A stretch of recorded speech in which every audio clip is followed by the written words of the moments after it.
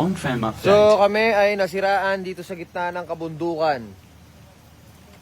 Nasira si Rap, yung ating Ford Raptor.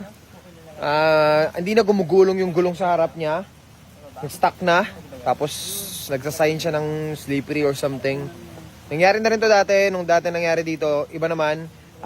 Bigla na lang tumitikas yung manubela. Biglang hindi na lang lumiliko. Tapos ngayon, ayaw mabante nung gulong sa harap. So stuck lang siya. So kahit anong hila namin, nagsiskid na lang yung humihila, which is ayan si Hilux. Hindi niya talaga mahila kasi nga nakastuck yung gulong nito sa harap. Tapos hirap din iliko. So ayan ngayon, try namin sipatin kung ano pwede namin maayos. Init din dyan. Tay ka. Ano nangyari? Inabot ng bunabol. Init. Dapat yung payat na kamay. Ako magdukot. Ako hindi. Init. Hindi na nakadikit yung battery, baka nakadikit pa rin.